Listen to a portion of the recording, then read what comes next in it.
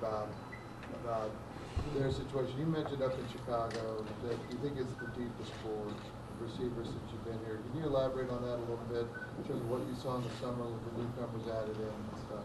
Yeah, absolutely. First of all, I mean, these freshmen that are coming in are unbelievably talented. Obviously, they're still swimming a little bit, trying to learn the plays, and but ultimately, I mean, like I said, there's a lot of talent, and they're very hungry and they're very willing to be coached, which is very refreshing and very nice to see. So they're definitely pushing the older guys, but the older guys are really kind of raising the bar at the same time. So it's going to be interesting to see how it plays out. Nate, you've been on several award watch lists, most recently the AMCA Good Works team. What do all these watch lists mean to you? I mean, it feels good to be on some watch lists, but also, I mean, I understand that it doesn't really mean anything. And again, all these watch lists are kind of just a reflection of the team, because really, as a quarterback, I've said before, you're only as good as the guys around you. I mean, no matter what watch list it is. So, I mean, I understand that they don't mean much. It's nice to get a little bit of recognition for the team, but I know that we have to really come out to play to get some of these accolades and stuff, but we're really going for team awards. Do you think this should be a bowl team? Absolutely. I feel like in the last few years we should have been that level, but I don't think by any means that's our ceiling. I think to say a bowl team is really kind of setting ourselves short, because I think this team has a very high ceiling, and I'd be disappointed with just that many wins. So I mean, we're really pushing to get a lot more than that. Why is it a bowl team? We haven't seen one since 2007. Mm-hmm. What do you see that makes you feel that way? Well, first of all, I think our seniors have 100% buy-in, which I don't know if I could fully say in years before. And I mean, Coach has just been really kind of talking to us leaders, us senior leaders especially, that it's our team, not his team. So he's kind of, managing us, but we're leading the team. And I think that's definitely different than years past. He doesn't have to set the tone nearly as much as he had before. We got guys like Anthony Cassar running around there, getting guys fired up.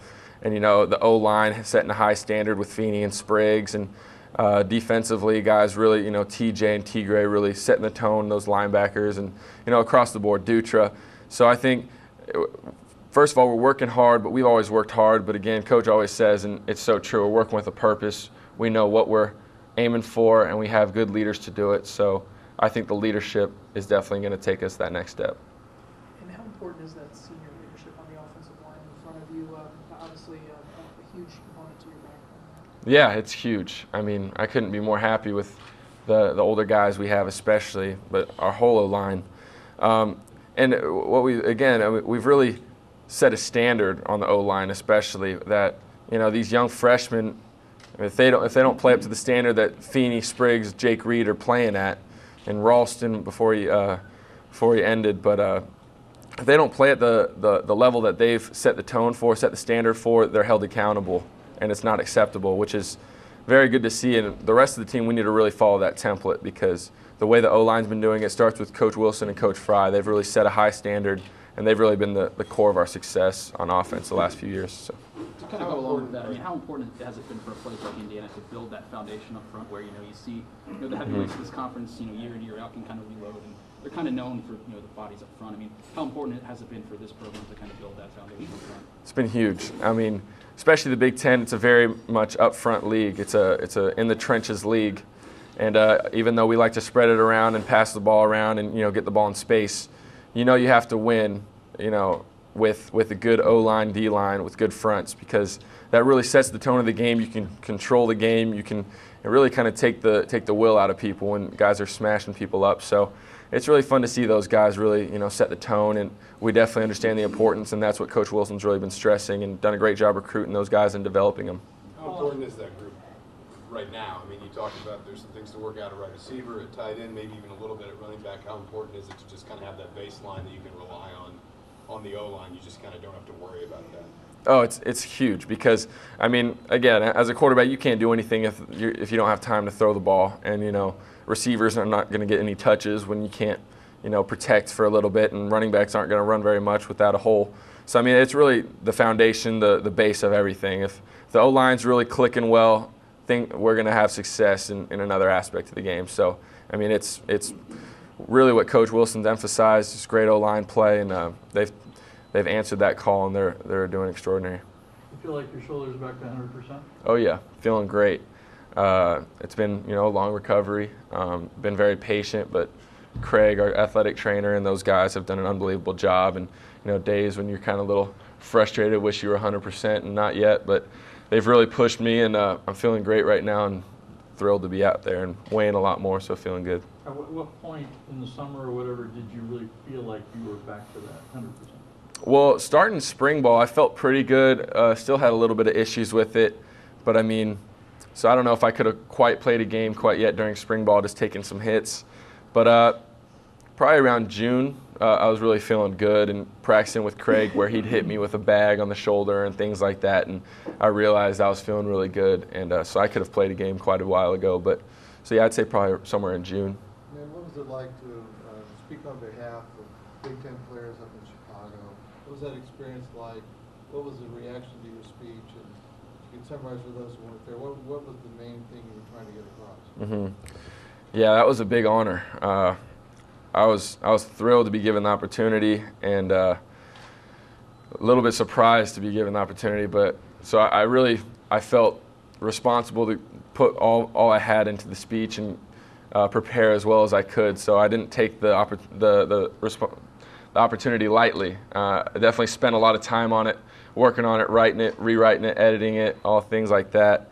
But I mean, the feedback I got I was very, very humbled and proud of, and happy about what people were saying. Just shaking hands afterwards, people really from other teams and other coaches and other fans or alumni or whatever were very generous with their time and shaking my hand. So that meant a lot. But yeah, the kind of the core things I wanted to get across were, first of all, that I said the word stand on the shoulders of people who've come before us, and talking to our team the other day, they watched it in the team meeting, and a little embarrassing, but kind of recapping after that, just telling the O-line, like, I'm really thinking of them when I say I'm standing on their shoulders, because they're not guys who get a lot of credit. When a touchdown happens, they give the credit to the quarterback or the running back or the receivers, but those are the kind of guys who don't get recognized as much. But I understand that I would not be up here right now or be up giving that speech without those guys. And so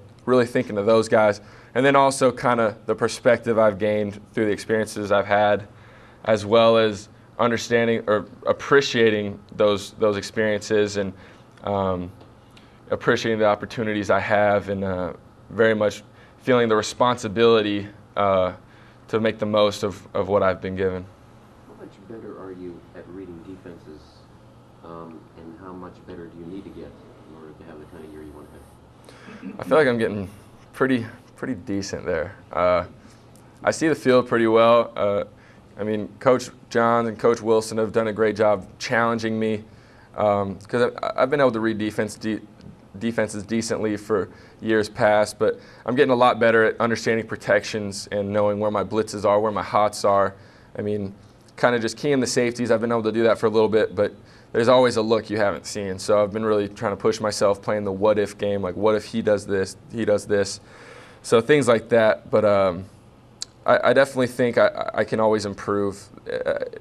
Coach always says, if you think you got it, you're about to get it. You're about to get, kicked in the behind. So you really got to understand that, you haven't arrived. I mean, and being with Peyton Manning, just kind of talking to him, he still spends an unbelievable amount of time watching film on himself and on defenses, because people can get very crazy with their looks, and he understands, first of all, if his footwork is right, he can make accurate throws, and he has to be able to, he loves going.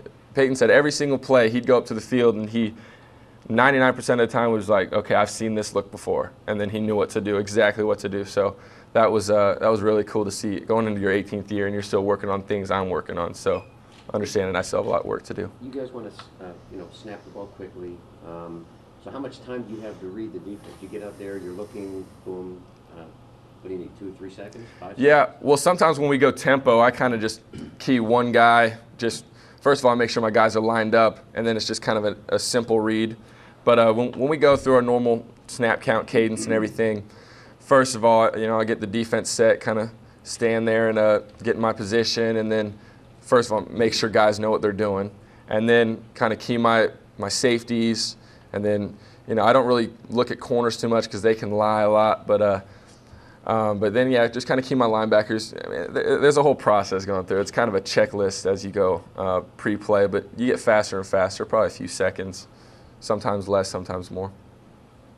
The Cuban Center, the Mark Cuban Center is bringing is going to bring a lot of technology. You're talking about reading the field, and they have technology that gives you a 360 look. Have you had any of that yet? So yeah, when they had Cuban come through, I got to try it out for the first time, and that was incredible. I mean, you put goggles on, and you turn all the way around, and it's like you're in the stadium. So yeah, we're still working with that, and I think it could be, I mean, an unbelievable resource to have, and I think it could really take players' game to the next level, just kind of without strapping the pads on, kind of getting that full game simulation. So I'm excited about the possibilities with that. You got time for 2 more. Darius was saying before that he didn't feel like in the past that guys bought completely in that they are now. What made you think in the past that they weren't completely buying in, and what makes you think that now they are? That's an interesting question. Yeah, I think first of all, just in years past, there wasn't a level of trust just kind of coming in, and I think beforehand, you know, guys weren't recruited by this coaching staff, so that, I don't know if they felt loyalty or I don't know.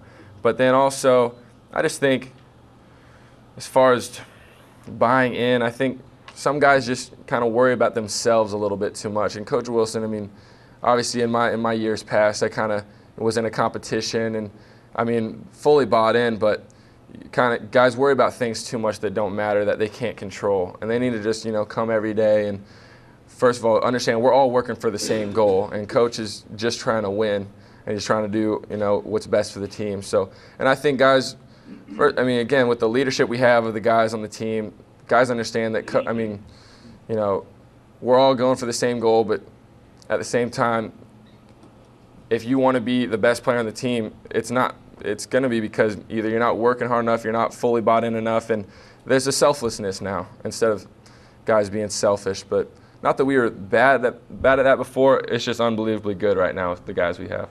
In terms of a leadership perspective, how much of that has shaped you going overseas in your humanitarian trips?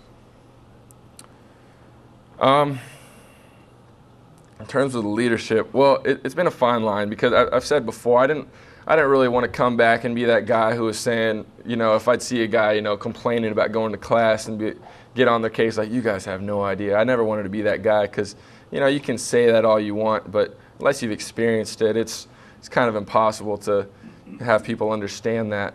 But at the same time, I mean, kind of having that perspective, guys see the excitement I have to be here every day and the joy I have in doing what I do and watching the extra film and going out to practice, getting the ball in my hand and throwing it around. So I think guys have seen that and also that I care about them, and I just think it's given me a good perspective that's kind of rubbed off on the guys a little bit that, you know, I'm just happy to be here. And, I mean, I don't know if it's done that much for them, but I think it's helped me a lot and kind of given me a better, or let them kind of, you know, see some change in me.